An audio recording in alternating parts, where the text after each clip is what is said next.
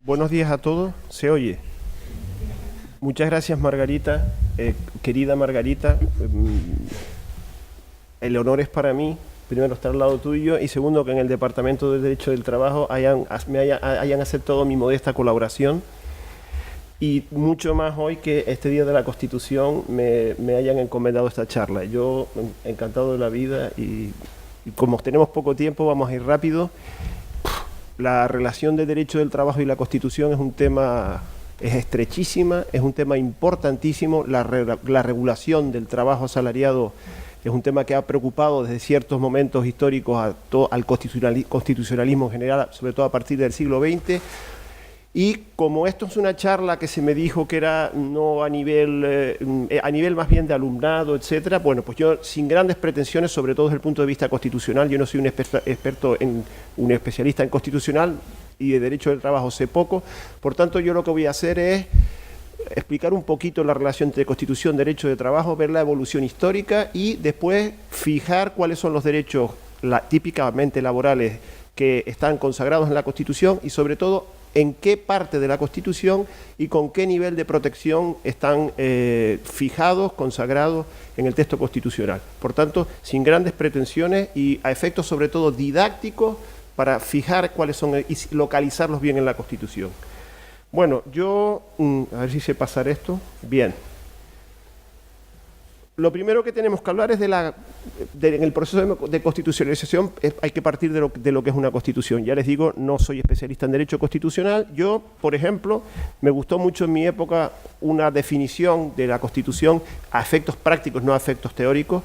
que de Karl Levenstein, que decía que la Constitución es un sistema de normas fundamentales dictadas para formalizar el orden de la sociedad estatal. Por tanto, sistema de normas fundamentales dictadas para formalizar el orden de la sociedad estatal. Esto, traducido a las claras, que es lo que nos interesa, nos dice que la Constitución viene a ser la norma fundamental en los ordenamientos de los estados. Y por tanto, desde ese punto de vista de norma fundamental que consagra los principios básicos que han de informar todo un ordenamiento jurídico, tiene una doble perspectiva, o se puede ver desde dos cualidades distintas. Primero, que es la norma de normas, y es la que establece disposición básica y la que establece el sistema de fuentes de un determinado ordenamiento jurídico, y a lo mejor la que más nos interesa ahora, que es la ley suprema, que supera en rango a todas las demás, y esas demás inferiores tienen que estar incardinadas en el sistema de fuentes y tienen que obedecer, observar los principios generales que se encuentran recogidos dentro del propio texto constitucional. Esta función de Constitución como ley suprema es común a todos los sectores del ordenamiento jurídico,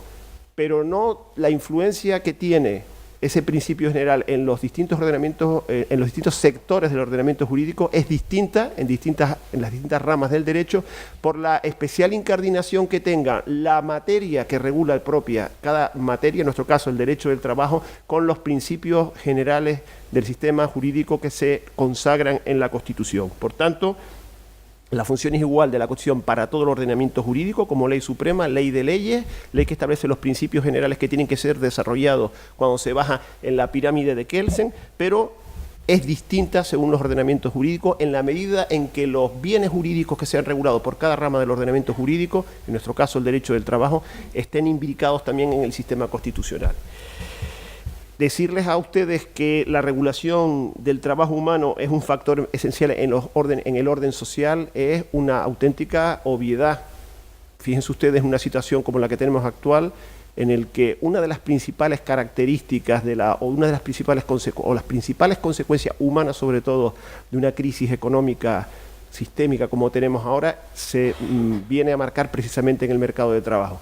Porque siempre propiedad de medios de producción, fuerza de trabajo y la regulación jurídica de los mismos son factores esenciales en el ordenamiento económico, sobre todo de una sociedad que al final es la que marca las pautas. Bien, por tanto, si la Constitución es la norma básica que regula aquellos pilares de la convivencia en un Estado organizado,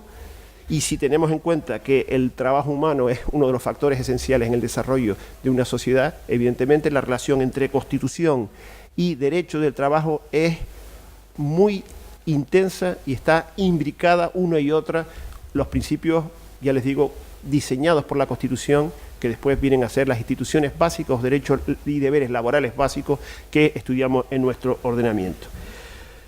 Es más, el derecho del trabajo alcanza su completo desarrollo como disciplina cuando esos deberes y derechos laborales básicos se incardinan dentro de las partes dogmáticas de las constituciones, adquiriendo rango constitucional. Eso es lo que le da plena vigencia y adquiere pleno desarrollo el derecho laboral cuando se constitucionaliza. Bien. El proceso de constitucionalización del derecho del trabajo no empieza, si tenemos en cuenta que los albores de la primera revolución industrial coinciden con los albores del constitucionalismo a finales del siglo XVIII, durante el siglo XIX no existe prácticamente constitucionalización de ninguno de los derechos esenciales laborales y empiezan a principios del siglo XX en el proceso que se ha llamado el constitucionalismo social o la constitucionalización social, que viene a ser, como le digo, el acceso de los derechos laborales básicos a las partes dogmáticas de la Constitución. Y la primera constitución que recoge derechos laborales básicos es la Constitución Mexicana de 1917, la Carta de Querétaro famoso,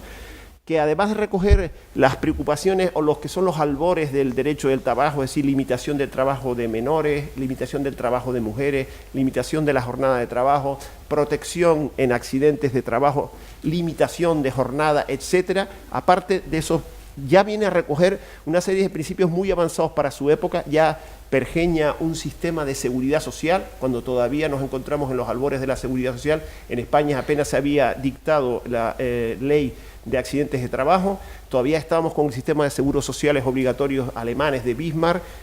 pero ya la Constitución mexicana recoge una serie de principios que después también por el devenir histórico de México pues tampoco adquirió mayores consecuencias. También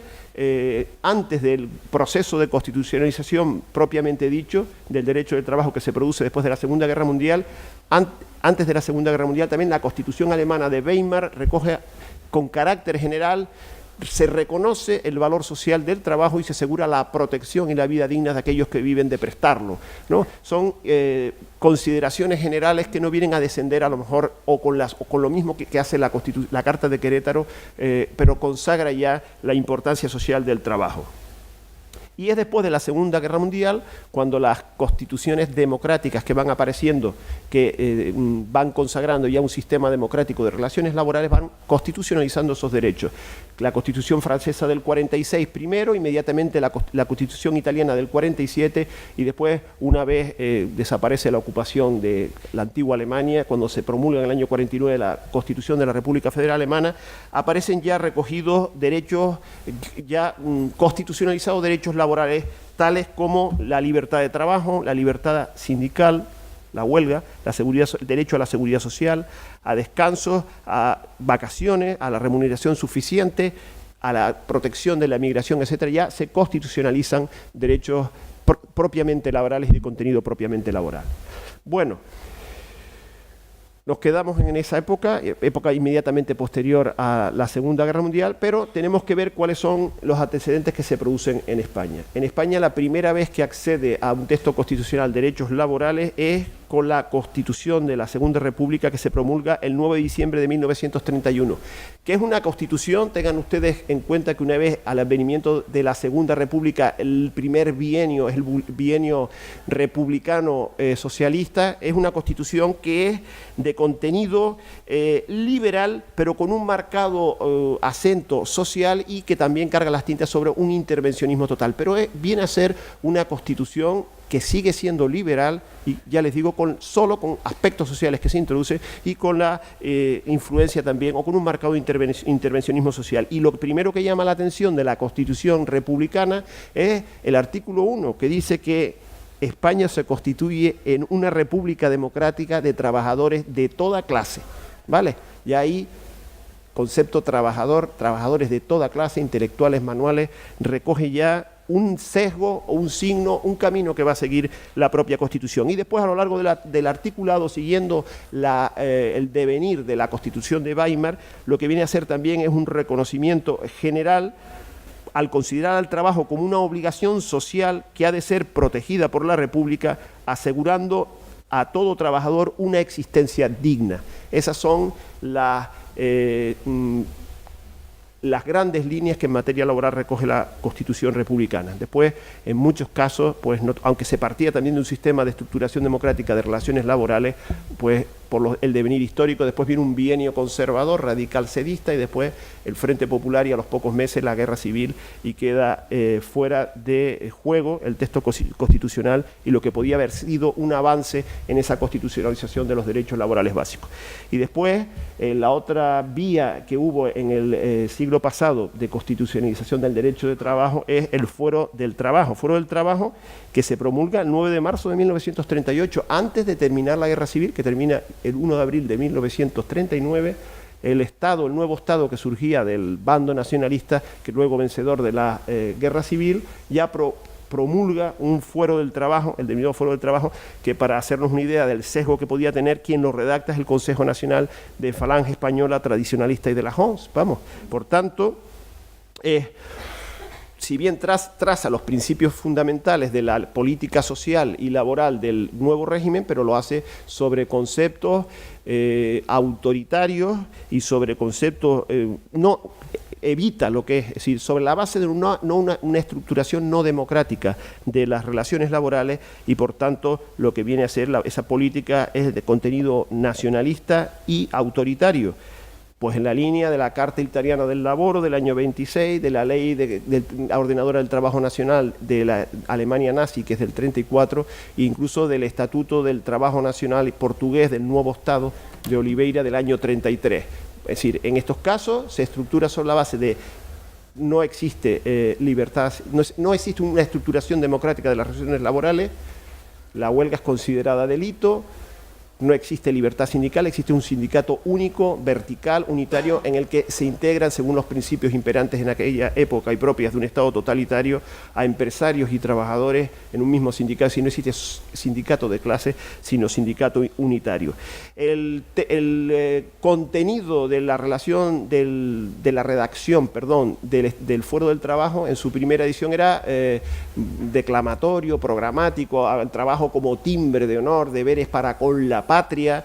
consideración de la huelga como delito de lesa patria. Bueno, es un contenido que se fue quedando obsoleto, que no servía para estructurar las relaciones laborales, y como a partir del año 59, 60 cambia la estructura, cambia la correlación de fuerzas en los gobiernos del anterior régimen, pasa de lo que sería el núcleo más cercano a Falange a tecnócratas posteriores, y además cambia la estructura económica. A partir del 59 se abandona la autarquía y se inicia una etapa de desarrollo económico. Esa ley, ese Foro del Trabajo ya no servía para esa estructuración, y en el año 67 se produce una nueva redacción del Foro del Trabajo, que sobre todo incide en el funcionamiento de la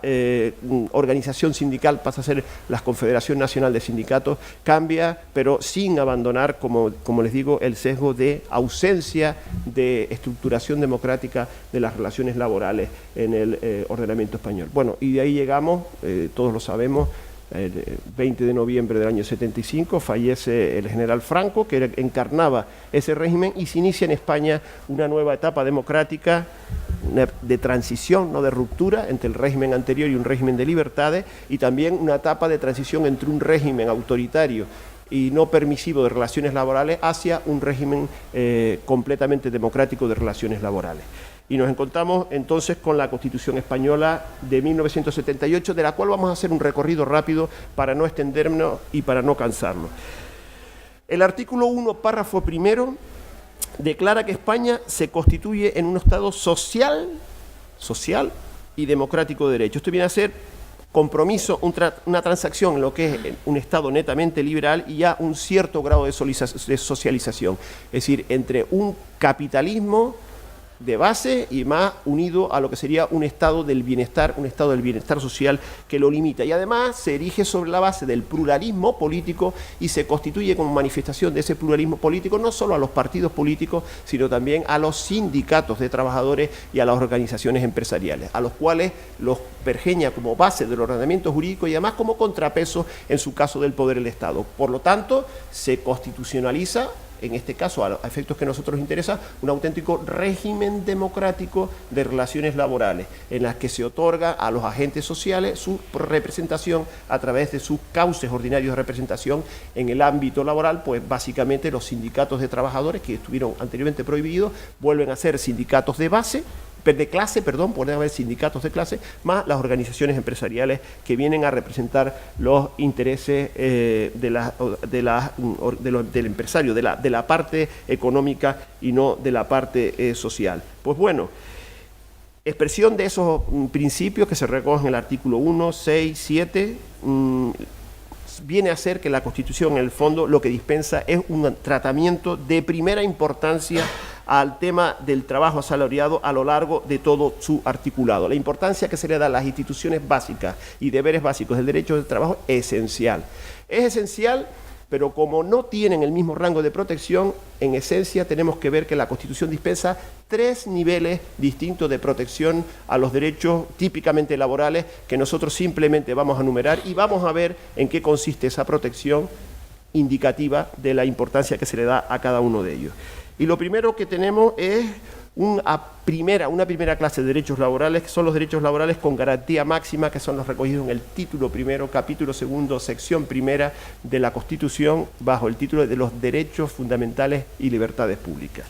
En materia de derechos y libertades, son merecedores en el ámbito laboral 2 derechos esencialmente. El derecho de libertad sindical, entendido como libertad de los trabajadores para fundar sindicatos y afiliarse a los de su elección, y negativo también a no afiliarse a ningún sindicato sin que nadie pueda ser obligado a afiliarse, y además el derecho de los sindicatos a formar confederaciones y asociaciones sindicales internacionales y a afiliarse a las mismas. Eso queda recogido en el artículo 28.1 de la Constitución. Y en el propio artículo 28, pero en el párrafo segundo, se encuentra recogido el otro gran derecho fundamental laboral, que es el derecho de huelga. Huelga que, curiosamente, como ustedes ven, pasa de ser un delito primero de lesa patria, después delito ordinario, a ser un derecho constitucionalmente consagrado en el núcleo duro de la protección que la Constitución otorga dentro de los derechos fundamentales y libertades públicas. Por tanto, vemos que en ese nivel de protección ya se incardina la huelga, que viene de vuelta de lo que era anteriormente un delito.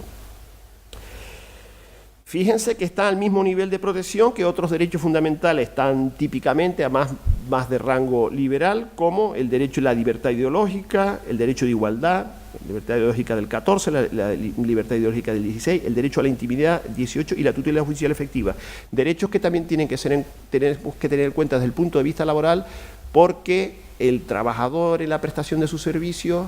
sigue siendo titular de esos derechos y libertades públicas, solo se encuentran modulados en lo imprescindible en la medida que son necesarias para el desarrollo de la prestación laboral. Por tanto, estos principios, estos derechos fundamentales que no son típicamente laborales, a lo largo del devenir de la relación laboral, sí pueden ser afectados y pueden ser alegados típicamente laboral. Casos típicos, en la tutela judicial efectiva, pues nos encontramos con el despido como represalia por haber interpuesto acciones judiciales o previas al inicio del procedimiento en fase judicial. Principio que afectado también, que se ve muchísimo en el ámbito laboral, o el respeto a la intimidad del trabajador, secreto de las comunicaciones, utilización de los medios informáticos puestos por la empresa a disposición del trabajador para que ejerza sus funciones. Bueno, pues todos esos derechos, a pesar de no ser típicamente laborales, sí tienen una trascendencia laboral en la medida en que el trabajador sigue siendo titular del mismo cuando se encuentra en plena fase de cumplimiento de su prestación laboral.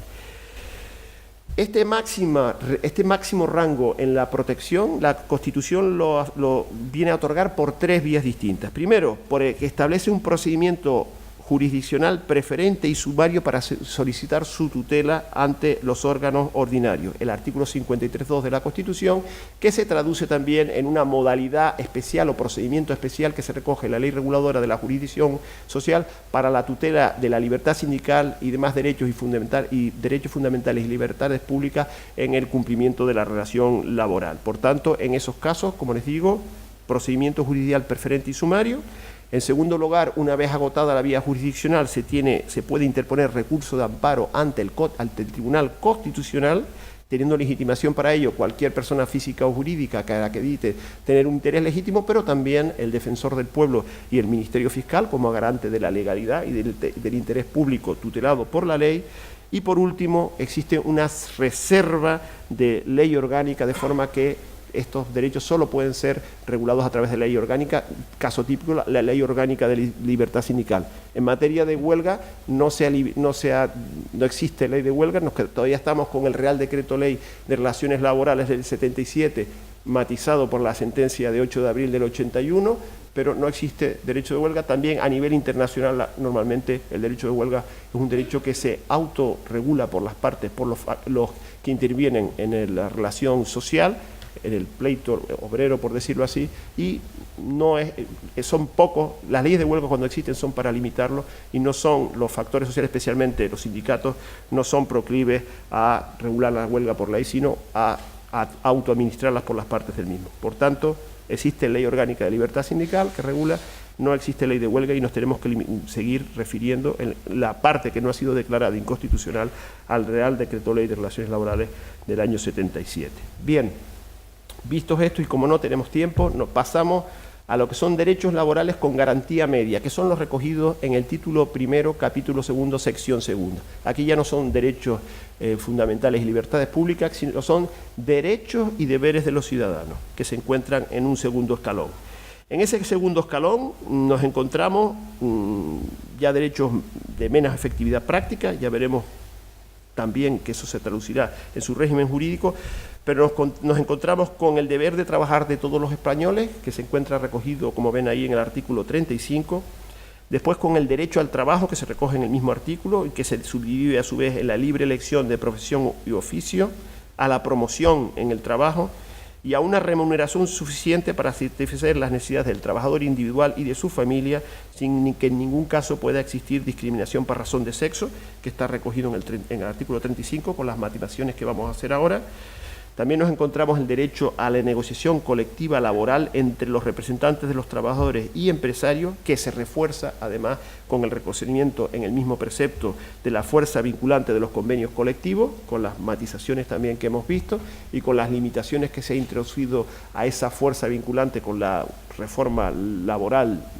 de la Ley 3/2012, anticipada por el Real Decreto Ley 3/2012. Y por último, el derecho a los trabajadores y empresarios a adoptar medidas de conflicto colectivo. Fíjense que si la medida esencial de conflicto colectivo es la huelga, esa ha sido extrapolada y está en el núcleo duro de protección de la Constitución, los derechos fundamentales y libertades públicas, quedando aquí, aparte de otras formas menores, como parte importante, pues el derecho al cierre. Por tanto, huelga y cierre patronal no están al mismo nivel constitucional de protección porque se encuentran en capítulos distintos. También tiene amplias repercusiones, aunque no sean especialmente laborales, sino a veces con carácter negativo, la libertad de empresa. Libertad de empresa que el artículo 38 consagra en el marco de una economía de mercado y que sí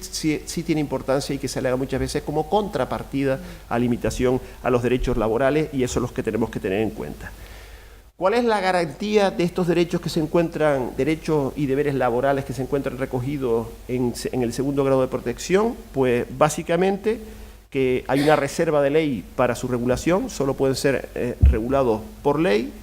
y en segundo lugar que gozan de una protección genérica jurisdiccional, cuál es la posibilidad de accionar ante los órganos judiciales a través del procedimiento ordinario. Pero aquí, si se fijan en esos derechos, tenemos que hacer una serie de concreciones. Primero, el derecho a la no discriminación laboral salarial, que hemos visto que se recoge en el artículo 35, por razón de sexo en este caso, con carácter general pasa a tener la máxima protección porque se ubica en el derecho general a la igualdad del artículo 14 de la Constitución. Por tanto, cambiaría el nivel de protección y pasaría al máximo por esa vía de asimilarlo al artículo 14. Y ocurre lo mismo, pero ya por vía jurisprudencial, con el derecho a la negociación colectiva, porque el Tribunal Constitucional ha señalado en varias sentencias la 4.1983, 118.1983, 73.1984, que la negociación colectiva llevada a cabo por los sindicatos forma parte del núcleo esencial de la libertad sindical y su protección también, por tanto, se traslada desde este capítulo a la garantía máxima que otorga los derechos fundamentales y libertades públicas por la vía del derecho a la libertad sindical. Bien, además de de las mismas, hay un tercer nivel de protección, vamos a ver si lo paso, que son el último escalón en la protección de los derechos fundamentales y libertades públicas, que son los recogidos en el título primero, capítulo tercero de la Constitución, como ya bajo la rúbrica de principios rectores de la política social y económica. Y aquí ya no se enumeran tantos derechos, sino se enumeran unos principios que son la típica manifestación del Estado social, que lo que vienen a imponer son obligaciones, funciones del Estado, que tienen que ser cumplidas por el Estado de una forma un poco programática y menos concreta en cuanto a su exigibilidad práctica. ¿Y cuáles son estas funciones y deberes del Estado? Pues son las recogidos, como ven ustedes, es el deber de orientar de los poderes públicos su política al pleno empleo, recogida en el artículo 41. Esto estaría especialmente de moda en la coyuntura económica que estamos actualmente con 4,5 millones de parados. En segundo lugar, el deber de fomentar la formación y readaptación profesional, recogido en el artículo 42. Después, uno importantísimo, deber de velar por la seguridad e higiene en el trabajo, también recogido en el artículo 42, se recoge también. Después, en ese mismo artículo, el deber de garantizar el descanso necesario mediante la limitación de la jornada de trabajo y las vacaciones periódicas retribuidas, tanto nomenclatura un tanto antiguo, y después dice, y la promoción de centros adecuados, que recuerda épocas antiguas de los sindicatos, del sindicato vertical y los balnearios y los centros de educación y descanso, propios de la fecha de la Constitución del año 78. Y después viene importantísimo, el deber de mantener un régimen público de seguridad social para todos los ciudadanos que garantice la asistencia y prestaciones suficientes en situaciones de necesidad y especialmente en desempleo, dice. Por tanto, importantísimo, deben mantener una seguridad social universal en la medida de lo posible. Y también, por último, se recoge en el artículo 42 el deber de salvaguardar los derechos económicos y sociales de los trabajadores españoles en el extranjero. Bueno, además de en este título, en el capítulo tercero del título primero, existen en el título séptimo, bajo la rúbrica Economía y Hacienda, el artículo 129 recoge dos principios que se llaman extrasistemáticos, porque están fuera del mismo, que son dos, y ya voy con toda rapidez, que son la obligación del Estado de legislar para establecer una forma de participación de los interesados en la gestión de la seguridad social, y los poderes públicos promoverán además eficazmente las diversas formas de participación en la empresa, promoverán el cooperativismo sindical y además dice que fomentarán el acceso de los trabajadores a la propiedad de los medios de producción, también una forma un tanto recuerda a épocas pasadas. Bueno, pues esos dos derechos también se encuentran dentro de los principios rectores de la política social y económica de protección mínima, como les digo, y se incardinan en el mismo sistema de protección. Algunos, ya les digo, por ejemplo, seguridad social, régimen público de seguridad esencial,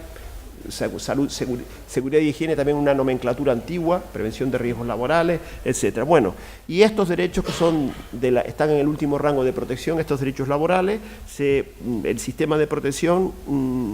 es más difuso y solo dice el artículo 53 que su reconocimiento, respeto y protección informará la legislación positiva a la práctica judicial y la actuación de los poderes públicos. Pero, claro, solo pueden ser invocables ante la jurisdicción cuando hayan sido acogidos y desarrollados por una ley, por tanto, pendientes de un previo desarrollo legislativo. Y yo con esto termino lo que es la enumeración de los derechos laborales básicos, a efectos de ver exactamente dónde el derecho del trabajo ha incidido en la Constitución y qué derechos laborales básicos han sido asumidos como una parte integrante de los elementos fundamentales de la Constitución, hasta tal punto que han sido recogidos en el texto fundamental como máxima medida de protección. Bueno, muchas gracias.